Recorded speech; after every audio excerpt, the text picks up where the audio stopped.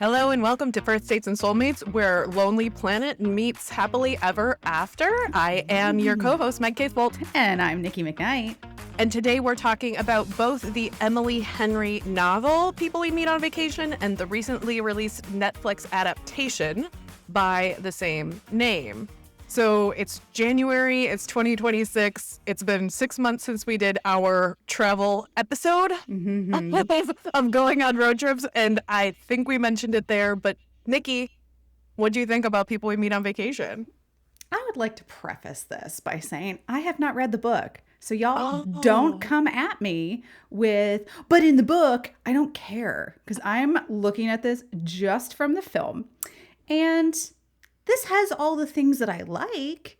What really came to mind for me was the scene in Friends when Joey is eating the beef trifle. And he's like, beef, good. Custard, good. But at the end of the day, it's beef trifle. It should not exist. This has elements of things that I like. Friends to lovers, good. Tension over a really long time, good. Extremely poor plot development, it's beef trifle. So did I enjoy myself? Yes, I love these types of movies. Do I think it was a particularly good film? No, for a lot of reasons I'm sure we'll get into. I have read the book, so okay. I can speak on behalf of the adaptation side of things. And I will say, so have you read any Emily Henry books? I have not read any Emily Henry. So we'll give a bit of context here, which is that I think Emily Henry is maybe the best-selling romance author contemporary right now. Yeah, and she's got like 5 adaptations coming out between. She does. Yeah, like so many. People are thirsty for Emily Henry work, and I love that for her. You go, girl. Do your thing. She's going to get paid because she's done the work. So she started with Beach Read, which is also being adapted, and that was sort of like her breakout hit. I don't know how someone can debut this hot if they don't have a backlist, but Jesus, this woman came out hot. She's been producing hard and fast ever since. Emily Henry fans, and I would put myself into that list, we rank them. We have very strong opinions about what our favorite Emily Henrys are and what works and doesn't work in every single one of them. And I would put, of the 5 romcoms, because I'm not throwing her most recent book in there, that was a dumpster fire.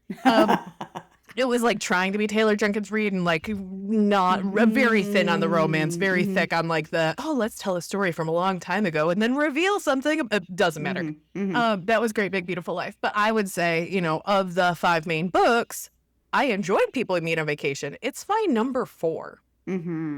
So the fact that it came out first, and it is a fairly polarizing read, was a surprise to me. Intriguing. But I think that it also is the most visually stunning of the options, because a lot of the rest of her books are set in one location. Beach Read, the character inherits her grandfather or her dad's house in Maine.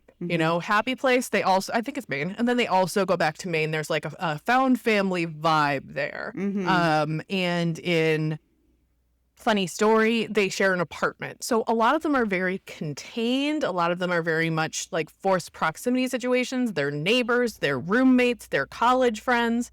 Whereas this one has a completely different vibe. It has the dual timeline. It has, the very long 12-year time period. And I would say that is both.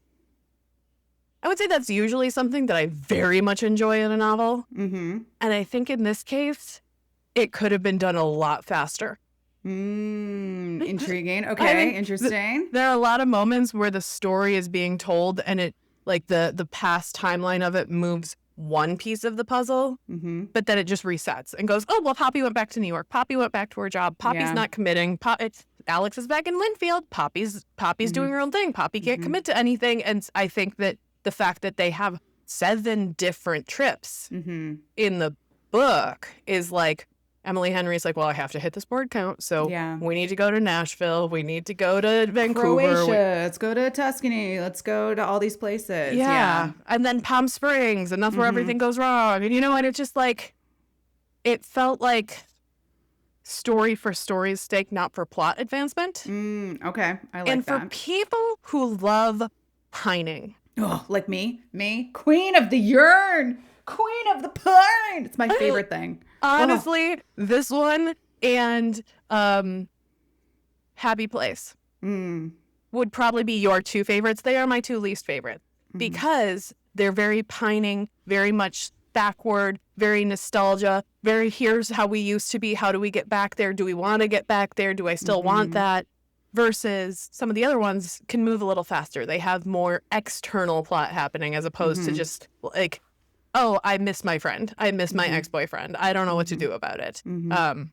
So that's sort of my read on Emily Henry. I think that she's an incredible writer. Whenever I get into her books, I can't put them down. And then I look at them afterwards and go, oh, nothing really happened there, huh? It's interesting. I wonder, we originally had Beach Read on the calendar last year for when we did the vacation, Love on Vacation, trope deep dive. And just, we had other stuff we wanted to do. And we're like, you know what? We don't need to do 6 episodes on this topic. Like, let's keep it moving. We aren't going to reset the conflict by just going over the same thing over and over again. We want to keep escalating, which is what this book didn't do. I think it's interesting to me, again, not having read any of her work. This showed up on my For You page like last week, and it was a library somewhere in the United States. I tell you, libraries are doing fantastic work on social media these days. Yes. And this particular library was going around and asking its staff what was the number 1 most checked out book last year. And they would kind of go around like, oh, I think it was this book. I think it was this, on and on and on. And then in the next reel, they revealed what the top 10 were. A lot of them were Abby Jimenez, but a lot of them were Emily Henry. And a couple of the librarians commented like, oh, this is the book club crowd.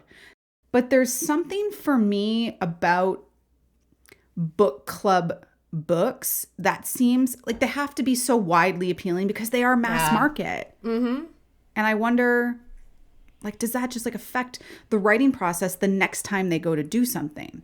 And and you get the feedback from the book club, and you need the story to be sort of generic enough that multiple people can see themselves in that storyline, or aspirational enough in the case of people we meet on vacation. Beach Read, it's an author. Book Lovers, it's a literary agent. She's very much in that world of publication. Actually, Great Big Beautiful World, also an author, right? So she's sort of like, I think she writes characters that are interesting. I should say, she writes female characters with very strong character traits who people can either love or hate.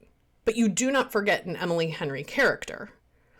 Except her male characters. They're all a little bland. Gus is the only one that really has anything. Whoever expresses his emotions, because all of these are single POV, and therefore we get these like sort of either quirky or really like hard-nosed, competent, but kind of bitchy, like they're very polarizing heroines. And I'd love to get your thoughts about Poppy as a character, as sort of like a bit of a manic pixie dream girl running from all of her things, always in the big clothes, always in the big, productions, always speaking what's on her mind. What do you think about Poppy as a character? I don't like Poppy. She got better, but like the opening, the companion to this that I kept thinking of was When Harry Met Sally. Like from the they're on a road trip, they're going back, like in Harry Met Sally, they're going to university together because they're from, so the fact that they're like carpooling, I was like, oh, it's When Harry Met Sally. Like this is the same kind of setup. And in that movie, you see from the very beginning their idiosyncrasies. Like Meg Ryan is very like rigid, and this is how we're doing. She's the Alex, and then you have Billy Crystal's character, who's a little bit more free-willing, footloose, fancy-free, and that's more the Poppy character. And I was trying the entire, for good or for ill, the entire time I was watching this movie, I kept comparing it back to When Harry Met Sally. How did they do it differently? How did that film do it better to really make me believe in it? I think that there are a lot of parallels. I wonder if that was a conscious choice on Emily Henry's part to say, or the filmmaker's part, but there really is a lot of that same vibe of these are two people that should not work together. They continue to be friends. The question in When Harry Met Sally was, can men and women be friends with each other? And this is trying so hard to say, yeah, they can be friends. But then at the end, they completely shoot it in the foot and go, no, it's been you the whole time. And I'm like, oh, did we have to? Couldn't they have realized it later? Yeah, that I think you bring up a really good point, Meg. If the key question in When Harry Met Sally is can men and women be friends, I don't think that's the key question in People We Meet on Vacation. I have some thoughts. What do you think is the key question People We Meet on Vacation is trying to present an answer for? I think like the key theme is this feeling of staying or going, of what is home seems to show up a lot. And that identity question of especially Poppy saying, I'm too much and people don't realize it if they only see me in small doses. And that's why I have to keep moving, versus when she's stagnant, bad things happen. But also she doesn't stay anywhere long enough for bad things to happen. So it's like something that happened in my childhood, which I mean, often is true in novels. Something that happened in my childhood created a wound. Now I'm running from that circumstance. But also like she goes back to New York and she doesn't like her home there either. She doesn't want to be anywhere. So it's not like, oh, I love this jet setting lifestyle. It's what is she running from and what is she running to? Maybe that's the question that it is are you running from something or are you running to something? Are you chasing or are you running away? Yeah, I think that the theme of home is home a person or is home a place is going to come up. But I think you brought up something that bothered me the entire film, which is, what is the journey or what is the transformation we are meant to see in each of them? I think what the movie is trying to say is that Poppy has to know that being with someone or being in one place doesn't mean that she's not footloose and fancy free, and to be tied down or to be committed is not to be tied down. I think that's the journey they want to show Poppy having. They don't. I'll get to that. But and then with Alex, I'm like, he's drawn as this character who is, he has no big dreams. He has no ambition. He just likes his small town. He's so constrained. He's so tight. So he has to learn to be free. He doesn't do that either. No. So how have either one of them changed other than, I should do this? But they're telling us, not showing us at all points. And again, that's something I really like in When Harry Met Sally as a structure. And it's very similar in that it takes place over time. Different narrative style. Harry Met Sally is linear. This one is not. But I don't think it matters. Like we rarely get to see Alex in his normal space, to contrast with Vacation Alex. We're told, Vacation Alex does cool things. We see him skinny dip once, like big deal.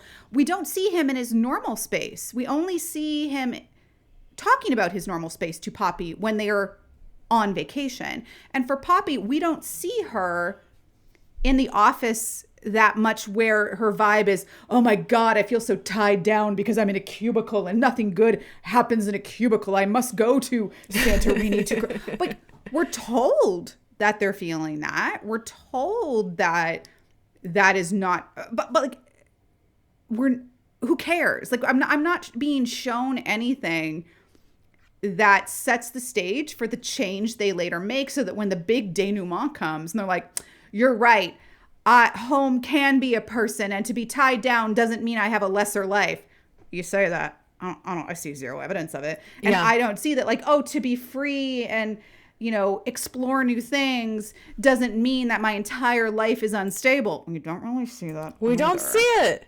So the promise of the premise to me is never actually fulfilled in this, even if you have two really charming leads. Like, I love Tom Blythe. Like, to see him in this film versus when I saw him in, Ballad of Mockingjay, Songbird, Snaky Things, where he plays a young Donald Sutherland's character. Like, he plays Coriolanus Snow, and the movie was fine, but he is fabulous in that film. So he brought that charm to this property, but that's about it. But the screenplay didn't support it because the source didn't support it. When you read the book, you see these little steps with each one of these vacations. They have a little bit more connection to each other. They have a little bit more intimacy together. And then even in the in-between times, you see them at college together. You see them texting each other. You see the connective tissue happening. By the time we get to Tuscany and Sarah's like, oh, who's he going to text with if you're not here? Or if you're here with him, who's he going to text with? Who am I going to compete against? You don't see that at all in those in-between times, because it's either Poppy's alone and pining for Alex, or Poppy's on vacation with Alex. But we don't get the sort of in-between. Even like when Poppy finally reaches out to Alex, he's just standing on his front porch going, "Hi, Poppy." Like, you don't see him in a classroom. You don't see him with any of his brothers. You don't see how he's tied to Linfield. Not at all. And even like Poppy talks about the bullying that she experienced for a sentence. And that wasn't enough for me to set the stage of like, oh, that caused that wound that you mentioned that would make her, she wants to escape.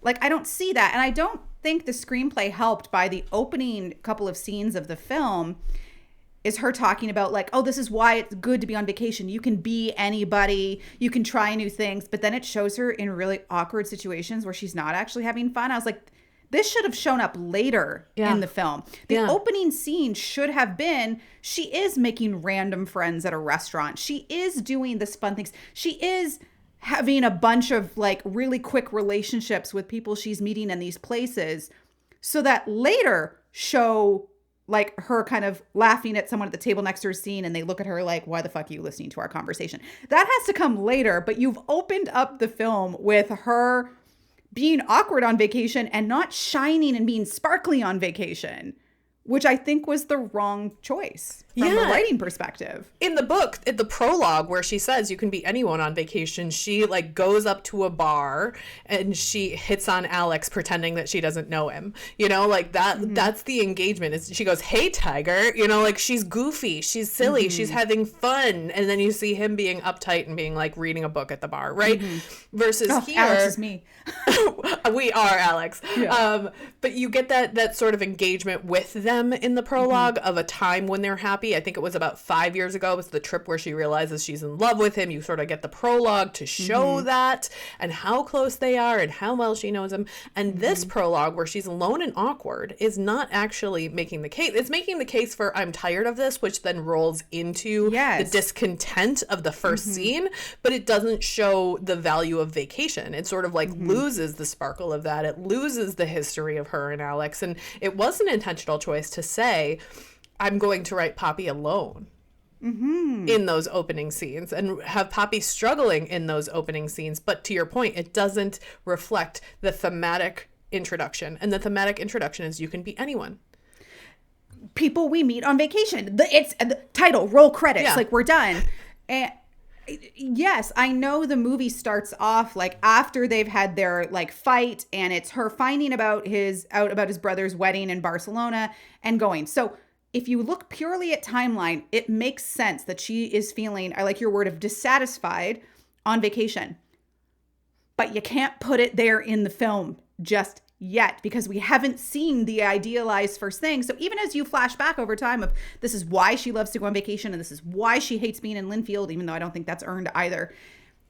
You need to show me why this is cool. Because otherwise, all I've seen of Poppy so far is she's late and she makes a mess in Alex's car. And I'm like, I wouldn't want to be friends with her either. She seems exhausting at this point. Yeah. No, thank you. He has his like perfectly packed suitcases and she shows up with just hampers of dirty laundry. And that's the way that you introduce their relationship. And I think also like the movie adaptation did a great job of streamlining this because they had met before that and Poppy was awkward as hell and Alex was like, get me out of here, and she like made fun of his khakis and like made fun of just like normal things that people do. Like rude. He was wearing a University of Chicago sweatshirt and she's like, oh, do you go there? And they're like standing on the University of Chicago campus and like what just why? Like she's just she doesn't have a filter and that's supposed to make her charming, but it makes her over the top, and over the top is a flaw. I think Emily Henry's fantastic at the interiority and like the quick storytelling of my parents were really supportive of me, so I wore ridiculous clothes and I got made fun of for it, but I didn't want to stop wearing ridiculous clothes. And I'm like, that's not how teenagers work. I think you hit on something that as because I watched the movie twice. One, I was just kind of like, oh, I'm having wine, I'm having dinner, I'm going to watch it. And then I had watched it again to kind of pay attention a little bit more. You hit on something that I think shows up a lot with these character tropes is that Poppy is flighty. She's annoying. She's fly by the seat of her pants. She's so free-spirited, footloose, and fancy-free. And Alex is like rigid, organized type A, don't block my rear view. Because you can't show it the other way. Because then if the guy is the flighty, I want to be on vacation, you look at that and you immediately go, oh, he's a player, he's a fuckboy, he doesn't give a care about anything, and that's a bad character trait to have. But when it's a woman in that role, like Poppy, oh, she's cool and aspirational, but don't worry, she's going to get her comeuppance by learning that she shouldn't be that footloose fancy freak, because it's actually making her unhappy.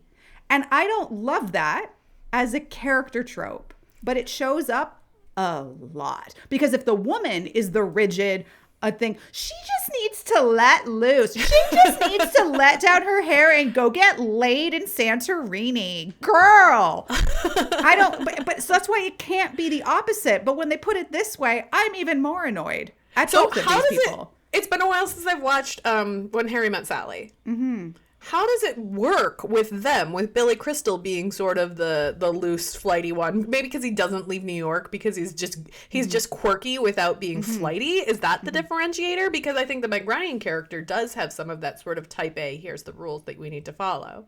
I think the difference is in When Harry Met Sally, we see them in their day-to-day the entire time. We don't see them in the exceptions. The exceptions do happen because it's like, oh, Harry is actually with this one woman for a long time and then she leaves him and he gets really, really sad.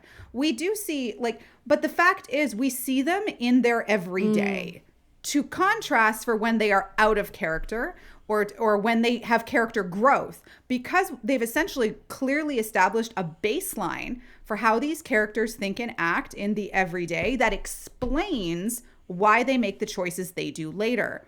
I think that is the biggest difference. To your point, we never see Alex at his job. We never see him with his friends. We never see him enjoying life in Linfield being the thing that he wants and that he is comforted by. We don't ever see that on screen.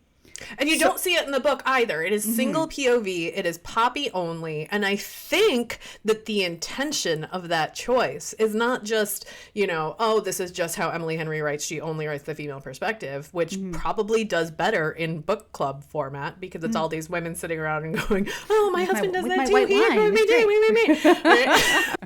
Love book clubs. Love book club. Love book clubs. Not putting down book clubs at all. But, I think that it is sort of a genericization of the female gaze in romance. But because we don't have Alex's point of view, we don't. And so I think part of that can be, is he pining for her or is he ignoring her? Yeah. And Poppy sees it as he's ignoring her, or he's over her, or he's moved on, or he's going to marry Sarah, or in the book there's a bunch of other women. It's not always Sarah, but I like that they simplified it down into one character in the movie. I think it makes sense for him, right? Yeah. Because Alex, I think, is portrayed as being someone who likes the familiar and who doesn't love surprises as much or the unknown as much. So yeah, it totally makes sense from that perspective to have him have the same on-again, off-again girlfriend the entire time. I think it's a decision that's fine. But because we only have Poppy's POV and Poppy doesn't like Sarah, Poppy resents Sarah, we always think badly of Sarah, even though there could be something good going on there. And because we don't have Alex's POV, his silence, I think it's supposed to read as like, I am noble. I am doing the right thing by not making Poppy come home to my world, by letting her be free, even though I love her. But what I get is Alex is boring and inert, and he has no momentum and no inertia, and he's just sort of flat. Especially when you get, this is normal Alex and this is vacation Alex, which in the book she calls him naked Alex because he lets down his guard, and I'm like, I'm so glad they changed it into vacation Alex. Vacation Alex makes more sense, but again, because we don't see the contrast of non-vacation Alex, and we don't see the contrast of non-vacation Poppy, at the, chomping at the bit to I need to become vacation Poppy, Power Rangers transform. We don't see that. It's not satisfying because to me, you cannot have a satisfying payoff without a really good 100% bought in setup.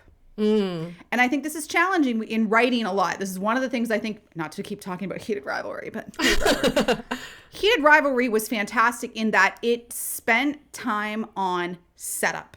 It spent a lot of time on it. And I'm not saying that just because this didn't have the literal real estate of the fact that this was a film. When Harry Met Sally had fantastic setup. They took the time to create reasons, to create loops so that when things came back around, you're like, oh my God, yes, the closed loop. It's so satisfying. There was no setup here really other than I'm from Linfield and I think Linfield's boring. And by the way, I was bullied. But I love Linfield because it makes me feel very secure in myself and I love my family. That was the extent of the setup. So when they start having these changes in character, when they start having these realizations, when they start pushing back against each other to essentially say to each other, stop hiding on both sides, really. Stop hiding, stop running. Both. Yeah. I don't care. Because I'm like, what are either one of you giving up? Or how are either of you compromising? It doesn't matter what the script is telling me they did because I've seen there was no setup.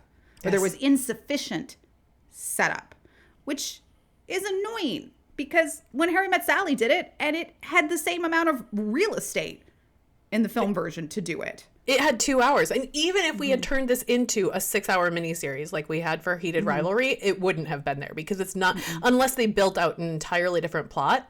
They could have gone a little bit into like that summer when they were both in Linfield and they went to the movie theater together and Alex thought that it was disgusting and he wore like a hazmat suit, like that kind of thing. Not really, but he was like wearing galoshes because it tends to flood, you know, like that kind of like there were really cute moments that they chose not to include because they just didn't have the time for it. But even if they had the time for it, it would not have established depth. It would have just established history. Yeah. Oh, that's it. It's because they have history and they have nostalgia and they keep going back to nostalgia. Can we go back? Can we go back? And finally, when she says, I wish we could go back to how we were before Tuscany. And he says, I don't want that because he wants more. Finally, we get the escalation because we see that conflict where she probably does want more from Alex, but she can't state that out loud because she's so, and we talked about this in our Friends to Lovers, where it's like, she's so focused on the friendship that they had. She would rather have that than more because she doesn't know what more could look like. Yeah. She's never known what she wants, and so she goes chasing something that looks flashy and looks bright. And, you know, in the book, she has this, like, whole Instagram following, which is how she gets the flashy job, and then she misses the cheap travel, so she goes back to cheap travel, and then everything goes wrong. And so that's part of the plot line, is going back to how they used to travel. I'm so glad they cut it, because it was just pages and pages of, and then the car broke down, and then this. I don't think we need any of that because we don't. Ultimately, like, the location doesn't matter. It's what happens while they're on vacation or while they're on location. So, but like to say something nice is, again, other than I think Tom Blythe is fantastic. The actress who played Poppy, Emily Bader, I loved her in My Lady Jane. I am so angry that My Lady Jane did not get a season 2 because season 1 was fabulous. They are both really fun. Like when they're in New Orleans, you know, the dance scene was corny, but they had such beautiful chemistry when they're like, oh, if we pretend to be on our honeymoon, we get free shit. And that just seems like something that friends would do. Yes. Oh, honey. Oh, darling. Oh, sweetie. Yes, we are on our honeymoon. Look, and they get the wigs and they're going dancing and like, you know, oh, we get free donuts, babe, we're gonna get donuts. Like, I loved that whole sequence because I was like, yes, this is what I wanted from this. Or when they go camping, like one of the first trips they take together, I think they go to Canada. Vancouver Island trip. Yeah, they go to Vancouver, and like they're camping, and she's like, you know, hooking up with some guy, and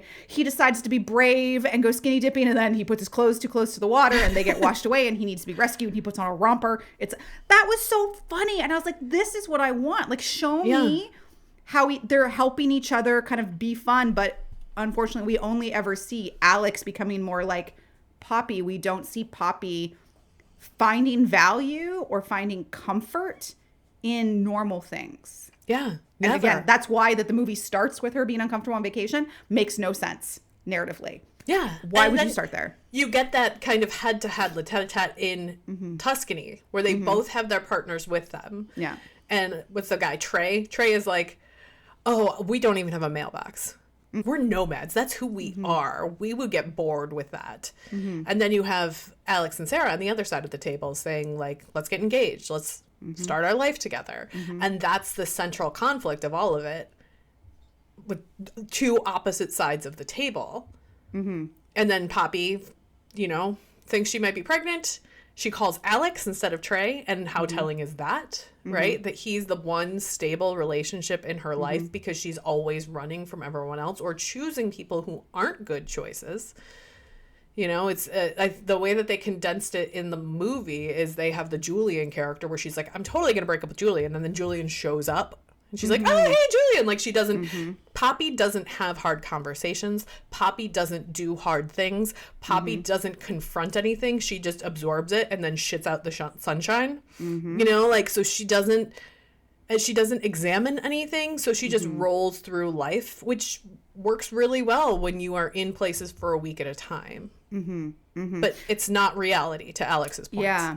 Can you talk a little bit about, because I went on like some of the Reddit threads and they talking about like that pregnancy scare scene and how I guess in the books a bigger plot point is how Alex decides to get a vasectomy after that. Like, can you talk a little bit more? Because I have an idea for how I would have preferred to see this scene roll out that I think would have actually been better. But how was it in the book? This, if not this scene, then at least like this concept. It was mostly in Poppy's head. And it didn't impact Alex at all. So it was Poppy saying, oh my God, I might be pregnant. Oh my God, I might have to make a decision. And that's how I always read that. It wasn't, oh, my life is over because I'm going to have a kid. And that was implied, but it was more like, this can't go on forever was a little bit more of what was happening there. I can't be flighty. I can't just keep doing whatever I want forever. But she didn't actually bring it to Alex as, I need your help with this. And if she had said to him, like in the book or in the movie, if she had said, I don't know what to do if I have a baby. And he had said, come home to Linfield, I'll help you. And then she finds out she's not pregnant and then he proposes. Like, that would have been a completely different situation than what happens, which is just Poppy freaks out, Poppy freaks out, Poppy freaks out. Oh, it's nothing. Yeah. So when I saw this scene, I was like, "Oh, okay, this could be really interesting." And then it's a non-issue. It's nothing, because I feel one of the things I thought, I was like, you know, what could have made this better was leading up to this trip, or we kind of see her being like, well, maybe there's nothing wrong with how Alex lives. Maybe I actually do kind of want that. And then she has this pregnancy scare, and she's like, oh my God, I am going to be tied down and I'm going to have to go to that thing, which I was maybe intrigued by at this point, but because it's going to be against my will, I don't want it. So that when she finds out she's not pregnant, what she should have done is doubled down on traveling and not being at home. She should have done even more. She should have overbooked her schedule to be like, as a reaction, I don't even need to go back to New York. I'm going to give up my apartment. I'm just going to go from place to place and be completely nomadic. That's what I wanted to see from her. Like, I wanted to see that overcorrection from her and have Alex be hurt by that. Like, to me, that just would have made more narrative sense for her to be like slowly coming over to like, okay, maybe it's not all that bad. And, you know, I do love Alex and maybe I'm starting to think I could love him in that way. Oh no, this is not what I want. This would ruin everything. I wouldn't have a choice in how I would live anymore. Oh my God, it's not true. I'm not pregnant. Freedom! And like have her go completely the other way. And I would have loved that. I think it on. Not to toot my own horn, but I think it would have made more sense because then Alex would feel almost a betrayal of, I thought she and I we were almost getting closer to being on the same page about this. To some sort of future. And that's why he proposes to Sarah the next day. Yeah. Like it just would have made more sense to me, Meg. Yes. Would have made more sense. This is not a book that confronts. This is not a book that escalates. This is a book that pines and resets and pines and resets. And so every time you start a trip, they're resetting. They're going, oh, we're friends again. This is what this means to us. This is what our friendship is. This is what we do together. So I'm making this, for those of you not watching on YouTube, I'm making this circle gesture with my hand of like reset, reset, reset. It's an Ouroboros. It's a snake eating its own ass. It just kind of keeps going around and doing this. Right. And every time, and maybe it's more of like a spiral staircase almost, where every time, you know, they're in Vancouver and they say, let's do this again. And then they go to Nashville and they have the conversation with their parents. And like every time something happens, but it's such small steps that it never actually escalates. It just circles. It just circles and circles and circles. And Poppy wants to go back to the circling, and Alex wants to climb a staircase and go somewhere. And in the book, he comes out and says, they're actually, there's a scene where they are, they're looking at his computer, they're looking at his Tinder profile. And she's like, you know, why would you be with Sarah if you can find someone else? And he's like, pickings are slim. And she's like, I know, I'm single too. And they, you know, she's like, well, why would you choose to settle down with somebody who's not perfect for you? And he's like, because I want what my brothers have. I want marriage. I want kids. I don't want to get, you know, 15 years from now. And he says, and find out I have dick cancer and it's all over with. I wouldn't want to either. Truly. He's really quippy in the book. He's really dry, dry wit that I feel like is missing here.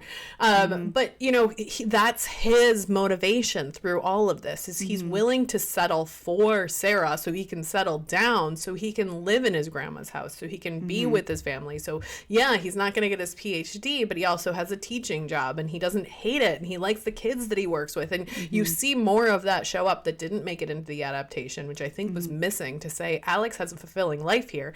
And it's why I almost threw the book across the room when I first read it years ago, because I was like, why did they move to New York at the end? Why is that the epilogue, Emily? Ooh, I don't love that. I hated it. I hated that choice. And they set up in that same scene where he talks about Tinder and they talk about what does he want out of life. He's applying for jobs in New York as a teacher. But she should have moved back to Linfield. So, okay. This brings up one of the scenes I liked where it was going. So they're in Barcelona for Alex's brother's wedding. And I love, he's trying to fix the air conditioning that's in like the B&B. Yes. And he hurts his back just by bending over wrong. And I was like, yes, I identify. My aging, this is the difference of being 40 versus 18. My aging millennial body totally understands this.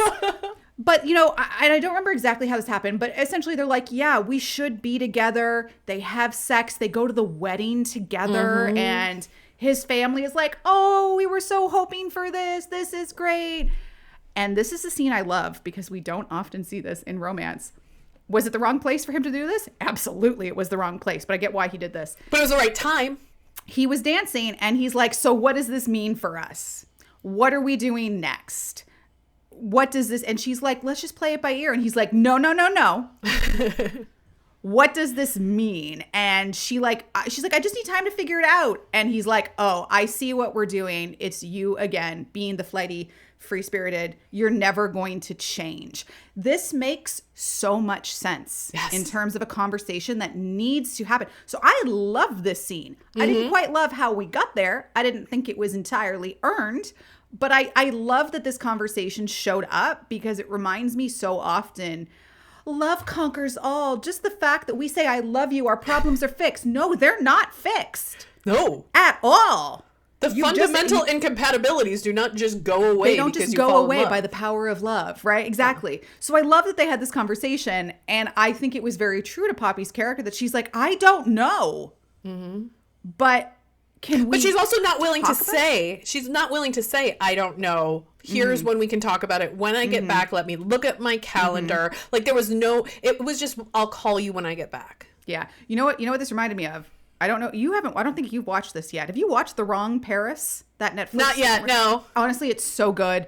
But that actually it becomes a conversation later. So the main character in that one, Miranda Cosgrove's character, one of the reasons she decides to go on the reality dating show, The Honey Pot, is because she used her savings for art school in Paris to pay for her grandmother's medical bills. And when her grandmother finds out, she goes, this was not your problem to solve. We could have had a conversation about it because it's our thing to do together. Later on in the film, when, I guess, spoiler alert for The Wrong Paris, you know this is happening.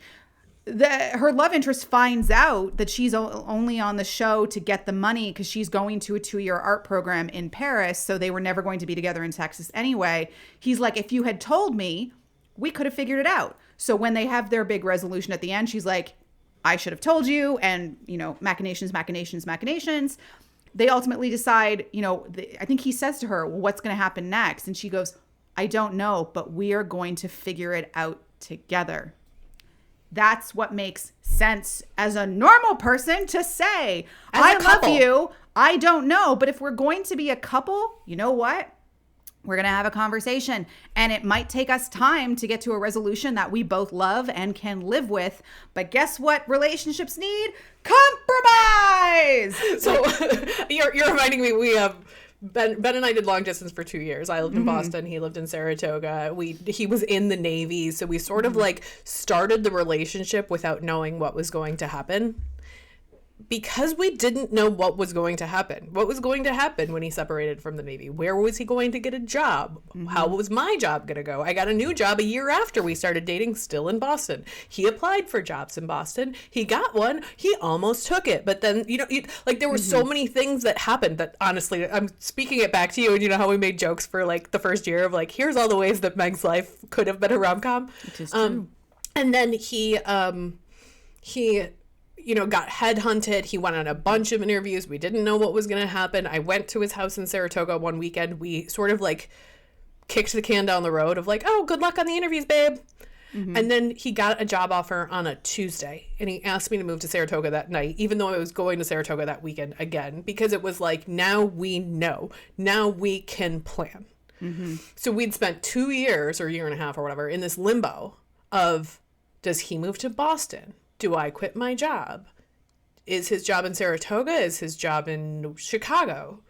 Do we stay together if that's the case? Because I don't want to move. I don't want to get married to him when he's in the Navy. I don't want to move until I know where he's going to be, right? Like, it's okay to be in flux, but there was also commitment.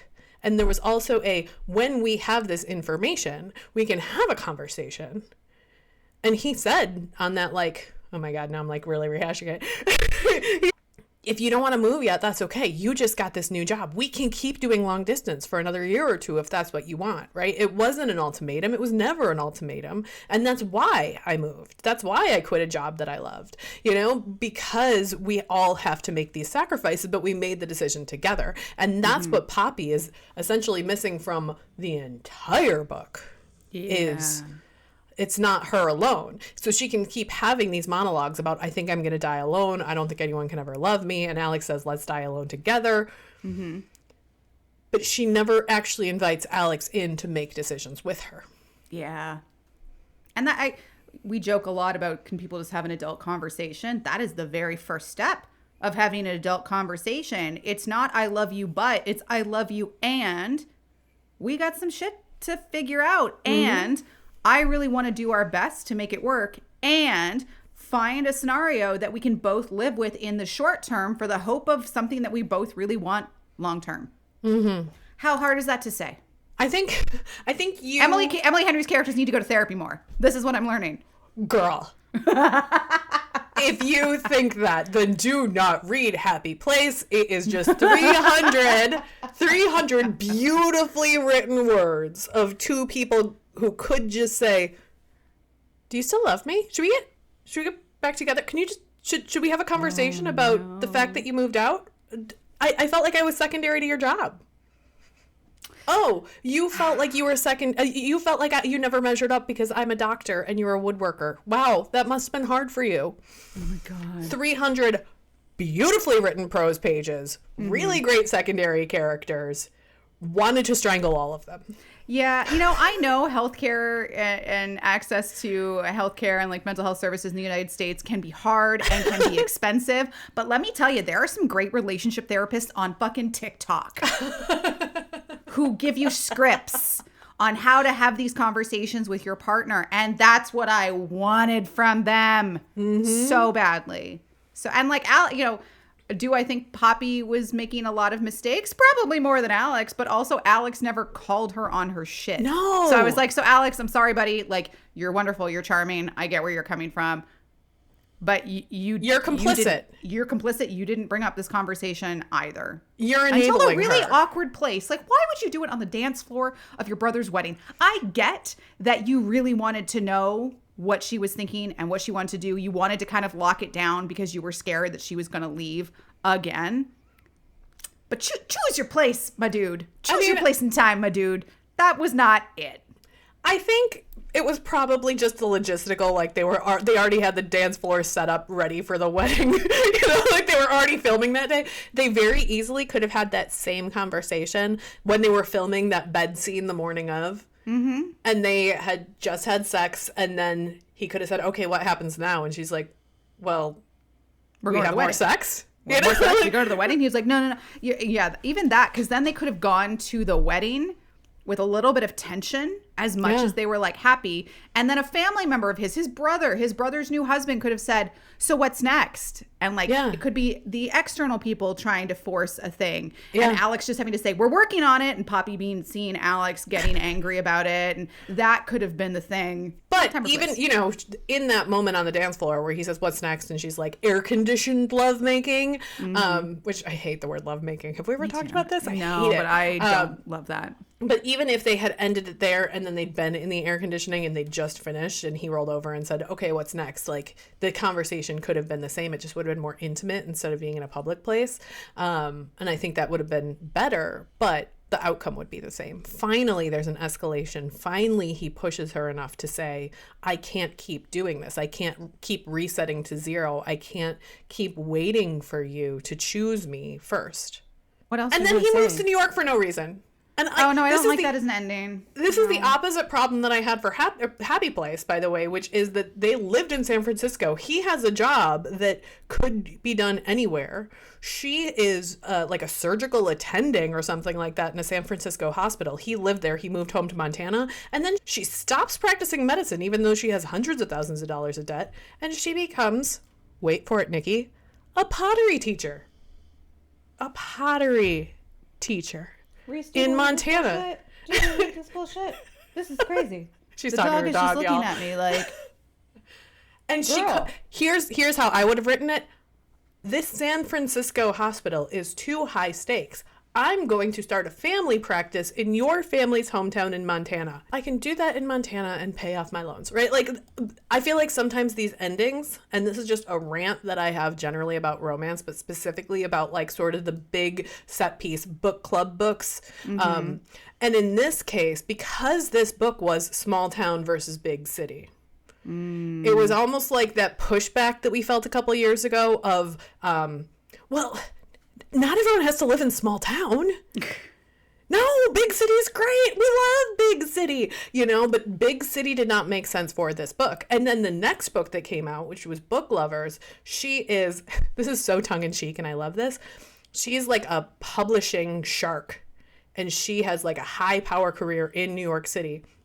And her last boyfriends have all broken up with her because they've gone back to small town and fallen in love with women there and moved back to small town. She's the big city fiance in a Hallmark movie. Yes. Oh, I love this.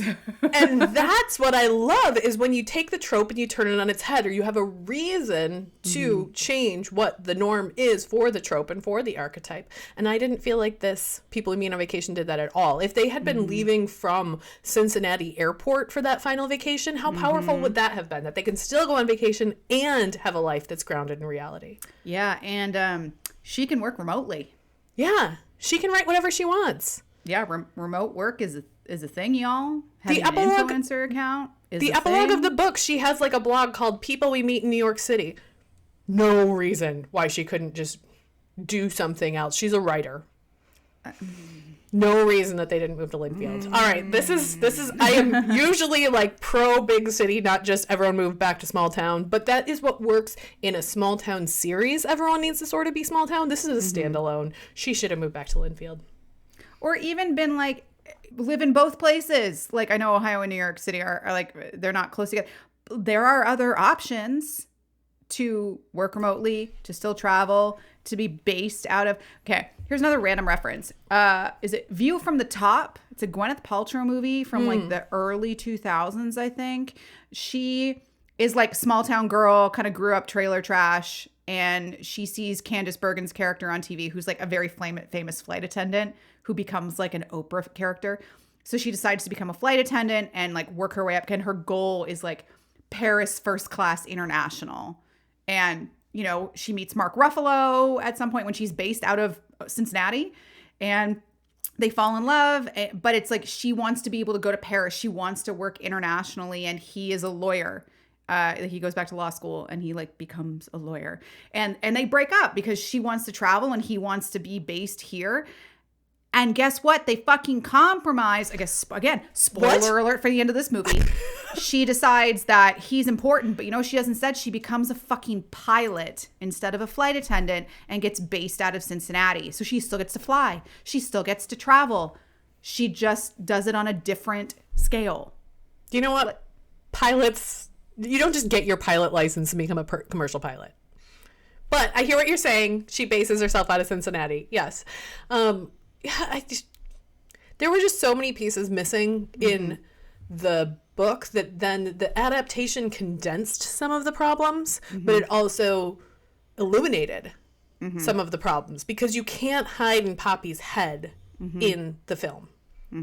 You have to show it on the screen, and anything that was thin in the book, they did not just flesh out in the screenplay. They let it be thin. So was it beautiful, and you want to watch Netflix and you want to go to that Tuscan villa and you want to go, I wanted to go back to New Orleans. That was, yeah, in the movie, that was a great scene. Meg, what did you ship the most about People We Meet on Vacation?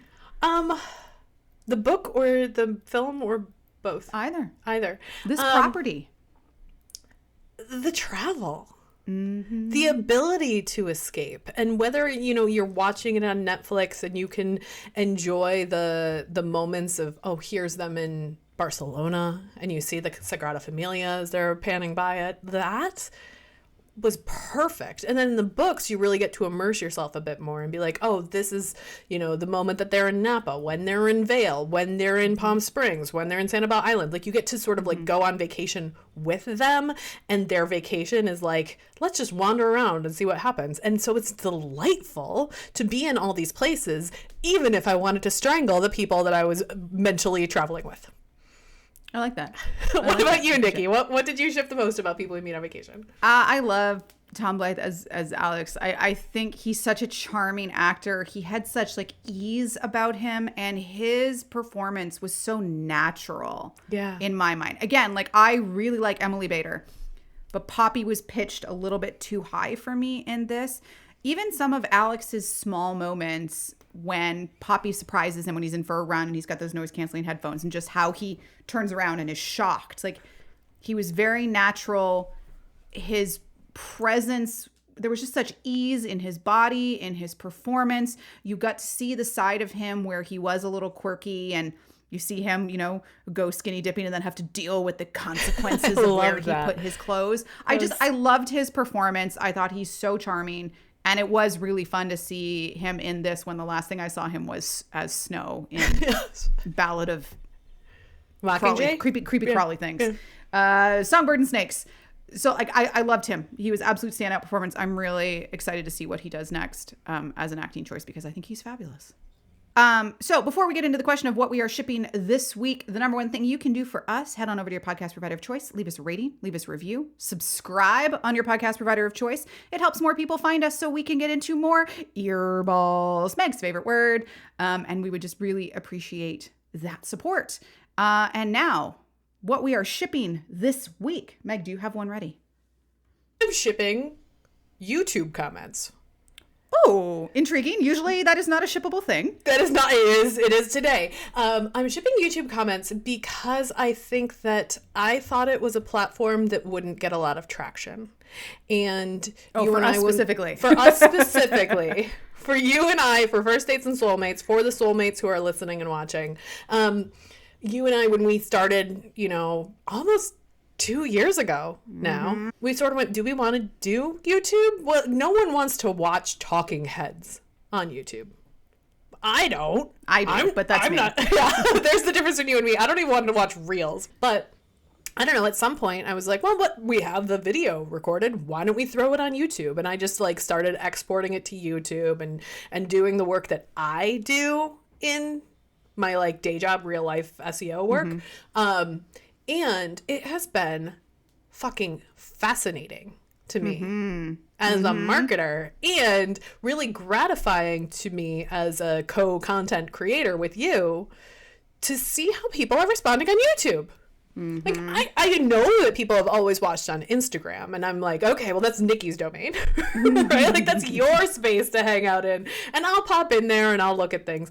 But like our YouTube views have been exponential since Heated Rivalry. Yeah. So I just wanted to give a shout out to the people who are commenting on the YouTube videos, and for the Heated Rivalry ones, we started doing live premieres, which is kind of fun, and people are watching it live, and I'm like, that's just... Yeah, there was like 25 people live watching our last Heated Rivalry episode release on YouTube, which I thought was so weird, but thank you. Unexpected, I would say, which is like, you know, when we did the bonus episode of Heated Rivalry, when it was the episodes 3 and 4, it was the Rose and the Club. And that one I sort of threw up as a premiere on a whim because it was a bonus episode, and we released the episode at a weird time of day, and people were watching. So my little mini call to action, because I'm a marketer and I can't help it, is if you're listening to this in your ear holes only, head over and just subscribe to our YouTube channel if you don't mind, because I'm loving how the algorithm's playing, and I love how people are responding in the comments, and we're trying to keep up with those comments. So thank you to everyone who's watching on YouTube. There's my ship for the week. We appreciate you. Nikki, what are you shipping? I have a book. Technically, it's an author. So I don't know how I found out about Sylvana Falcon, but I was reading her new release. It's like book 2, and it's called The World's Wimpiest Vampire. And I was like, I really like this book. And at the end of the book, she's like, oh, here's a free book on BookFunnel from one of my other series. I was like, I'll get that. Why not? And then I was like, interesting. This is related to this 4-book series. I'm going to go read that 4-book series. Oh, it turns out that's actually not the first series set in this universe. There's a 4-book series before that. So I have now read her Rubyville Vampires series, and the one I'm working on right now, I'm on the last book, is called The Last Mortals series. So it's a shared universe. In this world, the mortal population, the human population, is almost gone completely, and supernatural creatures are the dominant species: dragons, shifters, and vampires. And there's fated mates, there's politics, there's drama. It's just very enjoyable. So I've read the entire series backwards, because I read the vampire series first, and then now I'm reading the Last Mortals series, which is the Dragon Mates series. Lots of political intrigue, but very fun. You love a good red tape. I do love a red tape. There's a lot of intrigue happening, but it's also just fascinating to me. And you find out that there was a virus that happened that wiped out most of the human population. So some of the characters are like, oh, my dad is from what used to be called Venezuela. But now human names of places have pretty much disappeared. Mortals are extremely rare, and they're coveted by like vampires, because mortal blood is amazing, and there's a black market trafficking for it, and for humans by all sorts of creatures. So it's a cool concept. You know, it's not often that we see a world where humans are the minority and are in trouble versus, supernatural creatures are out. We've seen that before, but humans are still dominant. Oh no, there's not a lot of humans left in the world. I love that. But so it's also a very cool series. But it's also like more of an urban fantasy than fantasy, because it's like it's still set on Earth. It's still set in our reality. It's not a separate dimension. It's not a separate planet. It's just different place names, different government structures now. Like there's kings and queens and dragons and covens of vampires, and she hasn't gotten into shifters very much. So I'm hoping that maybe a future series is going to cover the shifter population of this place. But anyway, the Last Mortal series, Rubyville Vampire series by Sylvana Falcon, highly recommend. Relatively new to me author, and now I've read 12 of her books in the last 2 days. So welcome. Love that for you. I love when you get like a good solid new author binge to just like crank through that back catalog. You are just like ranking up those KU points for somebody. There's so many. Beautiful. Well, that is all from us today. Thank you for tuning in. We'd love to hear your thoughts on the movie or book of people we meet on vacation. So give us a follow on social media. We are at First Dates and Soulmates on TikTok, Instagram, and the aforementioned YouTubes. Love to see you there. Head on over to your podcast provider of choice. Give us a rate, review, and subscribe. And even if you choose to listen in a browser in the Substack app, if you want to pick one of those other platforms, just subscribe there once, then go away. It really does help us out and find more people, help more people find out about us. If you do have a little bit of money to spend each month, you can head on over to our merch store. It is linked in the show notes for you. You can also subscribe to the show on Substack. Do it for 1 month, do it for many months. We're just so pleased as punch that you are here. Maybe one day you and I will go on a vacation and it will be delightful. And it will not be on a boat, and it will not be on a beach. Where do you go on vacation, Nikki? I don't know, a very nice cottage somewhere. She's going to the cottage. She's going to the cottage. I'm going to the cottage now. It's true. Coming up next week, it is time for our second annual Tingly Awards, celebrating our best of the best from the last year. Lots of fun is on the way. We will see you next time. Bye. Bye.